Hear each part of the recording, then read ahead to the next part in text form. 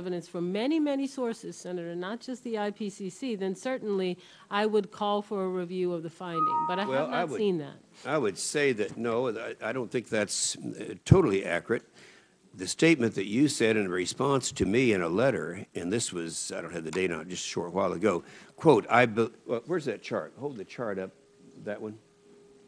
This is the chart where we were showing during the last hearing, or one of the last hearings, we had about 40 hearings on this, that U.S. action alone will not impact the CO2 levels. Your quote was, I believe the central parts of the EPA chart, this chart right here, are that the U.S. action alone will not impact world CO2 levels. Now, that's a statement I think we all agree on, and it complicates this, because when you talk to normal people, and I'm talking about people outside of Washington, and you point out to them that even if we were willing to have passed some kind of cap-and-trade legislation, or do it legislatively, or do it through the administration, that it's going to cost all the jobs, and you know, people deny this on the other side, but MIT, the Wharton School, CRA, all of them agree that this would constitute something like a $300 to $400 billion tax increase on the American people, that it would destroy our economy. And with all of that in mind, I would just say this. Now, I'm going to save this for the second round of questions, but I want you to be thinking about it.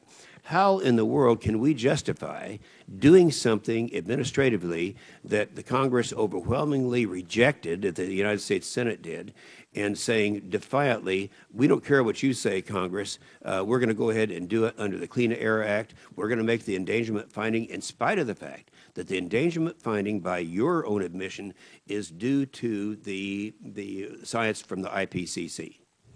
Now, that's what I'm going to be talking about in the next round of questions. Do you want me to answer now or Sure. wait for the next round? Senator, Inspired, but I think you should answer the question. I will be brief, and we'll talk about it in the next round, Senator. But just to be clear, the Supreme Court, the law of the land, found that greenhouse gases are pollutant. They ordered EPA to make a determination as to whether they didn't order it. They said you have three choices. Isn't that correct? They said that EPA must make a determination. You said it right the whether first or time. not must make a determination whether or not greenhouse gases endanger human health and welfare. And rather than ignore that obligation, I chose as administrator, and I believe I had no choice but to follow the law.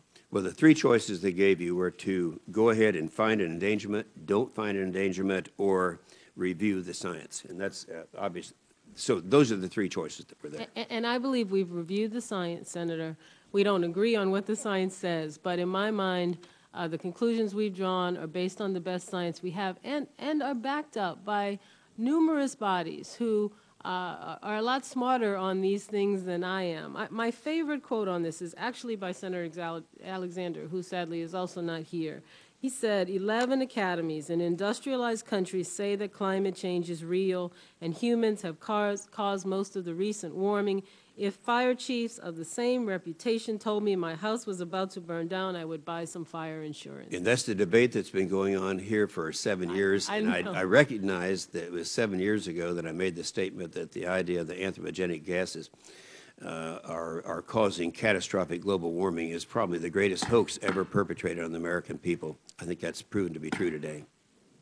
Okay, we've given you